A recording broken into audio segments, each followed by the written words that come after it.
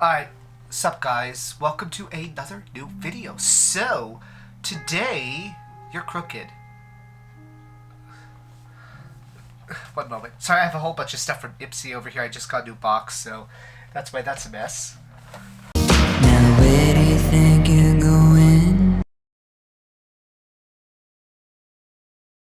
So, this video is going to be about kind of a, I won't say complicated, but complex series of events. So the issue I'm going to be talking about involves Diego Sanz, the porn star. If you were on my old channel that I never had, because this is my first channel ever, you'll probably remember I did one react where I completely avoided showing any scene with Diego Sanz in it. Like, I actually wanted to show it from one of the performance stances because I liked the scene, I liked the issue it brought up, I liked the discussion point it had, but I refused to show Diego Sanz in one of my videos. And I also kind of made a video alluding to this whole thing when it first popped back up last year, but this time I want to be full on direct. Like, I'm actually saying his name, I'm actually gonna completely go. So this whole video relates way back to a incident in 2016 where Diego Sanz posted something quite questionable, and why I personally and other people I know do feel like it is still a big issue and a problem today. So when this all started in 2016, Diego Sanz posted this, a fun little tweet of him in a bathroom with a unisex sign on it, and he decided to go ahead and just post a tranny bathroom. For people who don't know, the word tranny is considered to be a slur.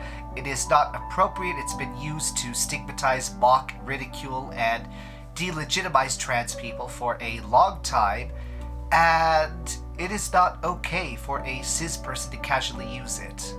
Now, of course, some people were saying, okay, come on, it's just a word, it's not that bad, and maybe he didn't know, maybe. And then Diego Sanz put out this apology. Here's my response. I'm not deleting my post. And I have nothing to apologize for. Here's my response. I'm not deleting my post. And I have nothing to apologize for. If you are trying to take the word tranny away from me, the same way they took she-male away from RuPaul, girl, it ain't gonna work. I am not going to. Are you fucking kidding me? Like, this is a word that I constantly use daily. This is how I begin conversations with many of my friends. Tranny, what are you up to? Girl, you one hot tranny mess. Like, this is my vocabulary. The fuck has anything to do with you? It's not offending you. You're getting offended by a word, which is not even a word to offend. Girl, seriously, calm your fucking tits. This is not gonna happen. Sorry, I'm not gonna apologize for something I use daily, and now you guys are getting offended because I finally put out there that I use this. Like, no, not gonna happen. So First of all, okay, Diego Sanz said, it's a word, it's not even a word to get offended, but you are a cis white male. Okay? You don't get to decide what trans people are and aren't allowed to be offended by.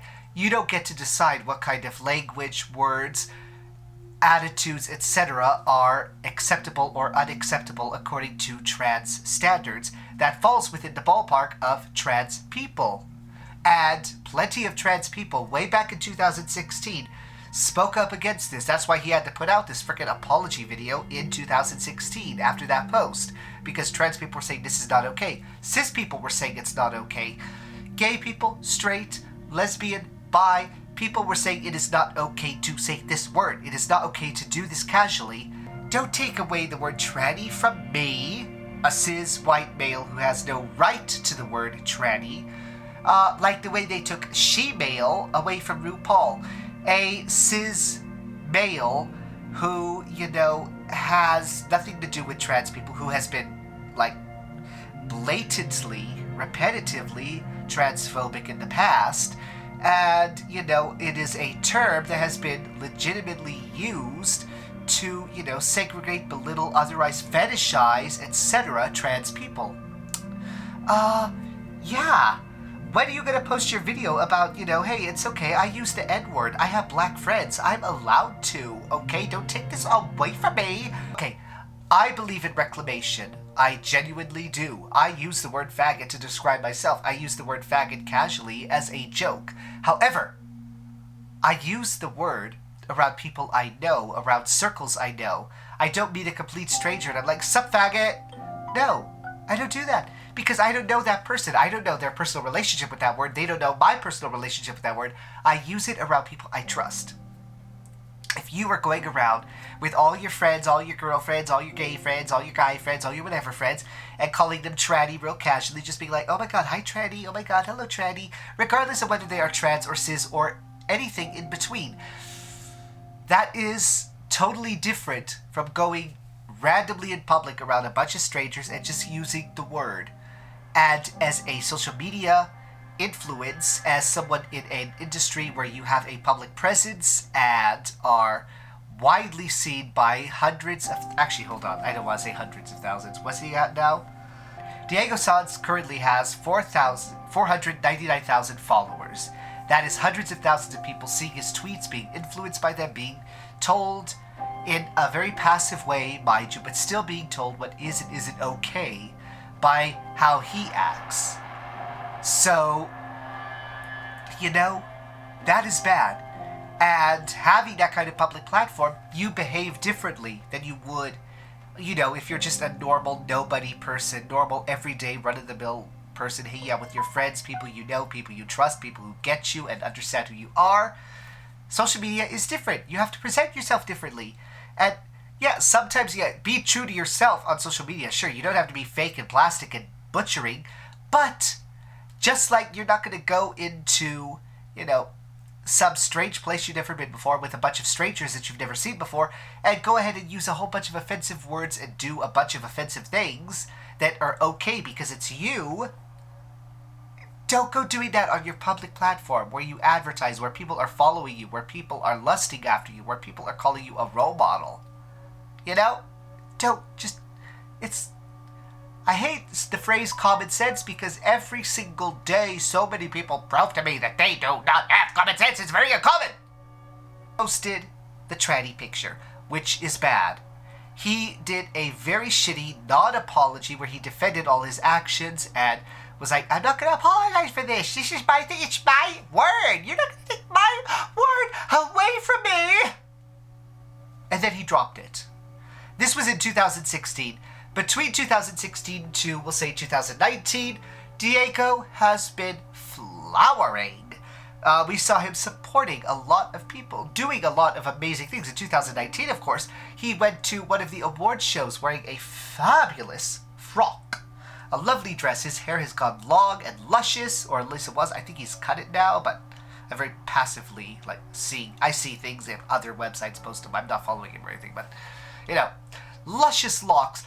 Talking about how shedding gender boundaries, shedding this, shedding that, shedding his fur, just shedding everywhere like a stupid bitch. One of the people, I'm not going to go ahead and name them, most people already know who I'm talking about, but one of his friends ended up having a journey of self-discovery and realizing that they are non-binary / trans. And that was their personal journey. And they felt supported, they felt loved, they felt accepted by Diego.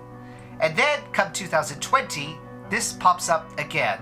So yeah, there's people who were coming to his defense / full force.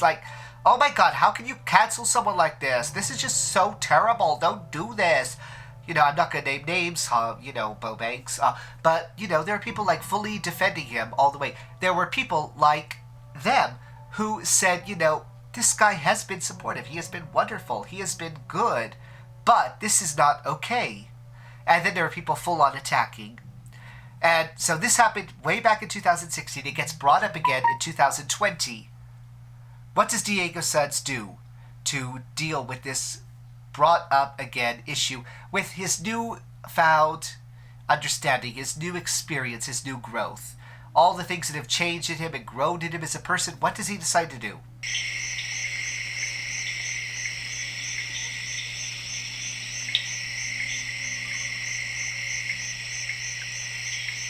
That he decides to do that. Basically, he doesn't say anything.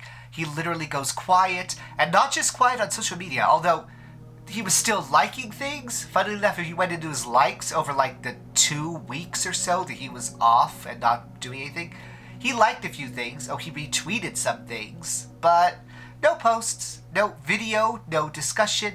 But here's the thing, and I kind of hate bringing this up, although it was posted publicly, I think. Oh, I can't remember if it was posted or a DM thing, and I kind of hate it if it was, but I'm just going to say in a very general sense that even people who knew him said that he was not reaching out, he was not talking about this, he was not doing anything accountability-wise. And if a whole bunch of people all over social media, people in your industry, people who follow you, people who followed you, are saying that these words are wrong, that these words are bad and harmful and hurtful, that should be the sign that these words do matter, that you should pay attention to what people are saying about these words and take that accountability, which he didn't do. And yes, he has been doing some trans porn as well, which is fabulous. I love the idea of anyone in the industry working with trans people. But actions are also cheap, okay?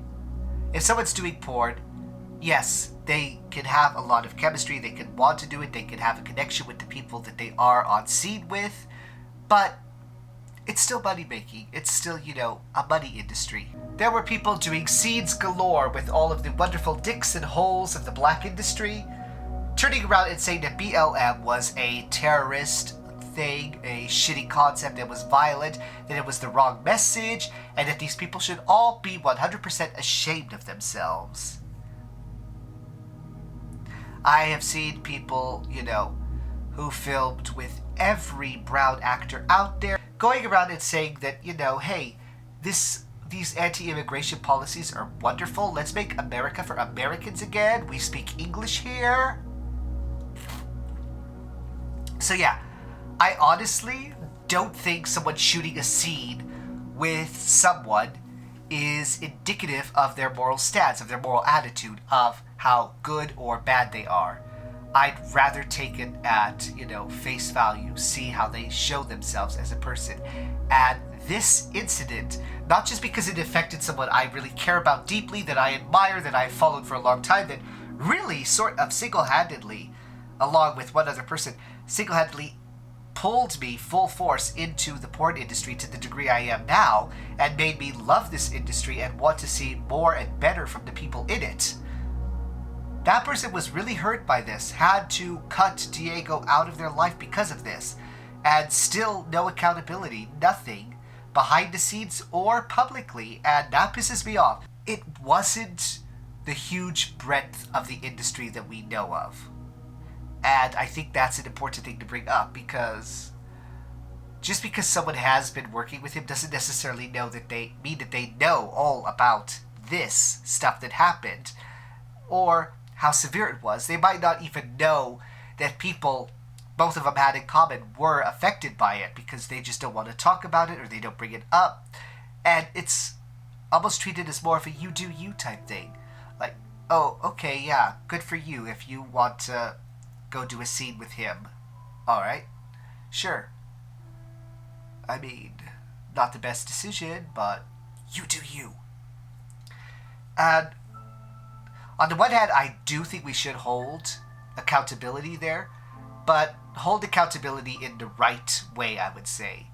Like, don't go attacking the person directly who is shooting with Diego, because again, they might not know the full story. They might not know all of this, because the major first incident happened 4 years ago. The Michu revival was like last year, in the midst of so many other things. Like, I'm pretty sure this revived close to, it was like in June or such, I think. So pretty much, right alongside the outburst of BLM, right alongside, lockdown at its height. So this as big as it was also something that very easily could get buried. So I'd say bear that in mind, especially because a lot of people in the industry, the ones who are now like being centered, I think, for doing stuff with Diego Suds, were, you know, out there during protests, out there during, you know, these fights for justice, out there doing their part.